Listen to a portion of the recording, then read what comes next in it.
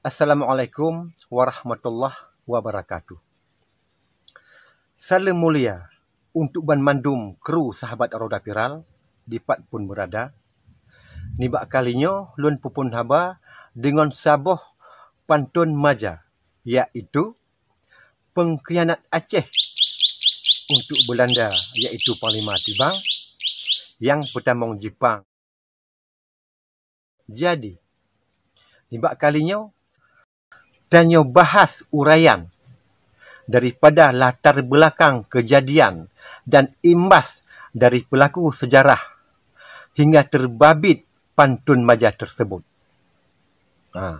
Jadi, lazim peci siragop daripada peci siradau. Karena di Acehnya, le yang menang cuh daripada luang.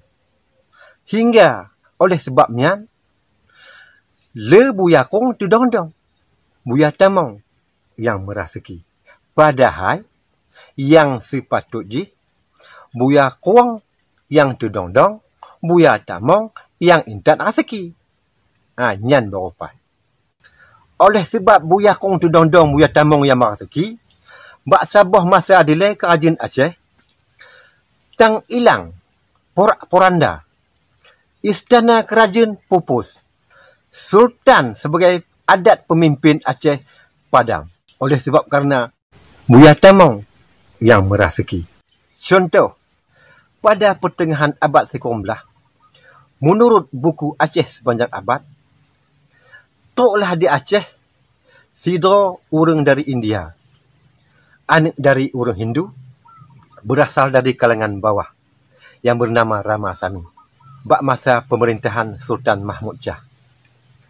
Jadi Ramasami dari Madras India ke Aceh mengikuti rombongan wayang.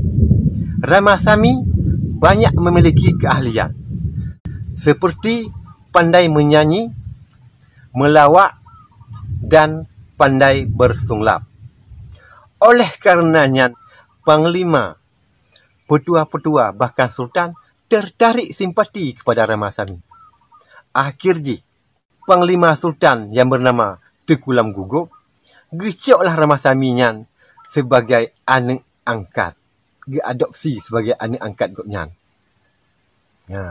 Jadi trip lawet setelahnya, bak sabah uro, bak sabah masa, ulai balang mukimle kaya adung murka kepada Sultan. Oleh Sultan perintahkan kepada Panglima Tengku Lam Gugup untuk cok tindakan keras kepada ulai balang mukimle kayu adung bunuh.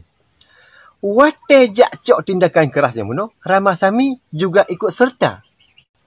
Setelah peperangan selesai, Ramasaminya bunuh dipuolah sabah ulai kalau dikoh dari badan, dipuolah di istana. Jadi, sementara saksi mata yang melihat apakah Ramasami sendiri yang membunuh orang tersebut atau memang kepala mayat yang kamati di koh taku di podi istana. Ramasami yang bunuh kan mendapat simpati, mendapat kepercayaan yang paling dalam. Akhirnya Ramasami yang bunuh diangkatlah oleh Sultan sebagai Panglima Shah Bandar. Setelah Ramasami menjadi Panglima Shah Bandar yang bernama Panglima Tibang, apa kita ingat, laju di grup 4 yang padak, laju di kelok 4 yang luka, laju menang cuh ni bak luang, laju keraya luang ni bak payah. Jih kajit sebagai bagian dari dalam istana, penan seluruh seluk buluk istana kadi tupa. Jih pika mangkek laju.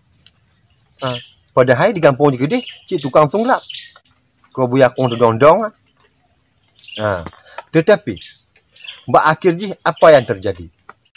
Karena Ramasami alias Panglima Tibang menang, Acehnya merasa bakji, kalau mati bukan lakau, kalau rogo bukan ata, maka setelah Sultan Mahmud Shah wafat, berganti dengan Sultan Muhammad Dok Shah, bak tahun 1870 sekurang, Belanda bak tahun 1870 kan mulai tambang bacu-bacu tetapi payah untuk ditambang.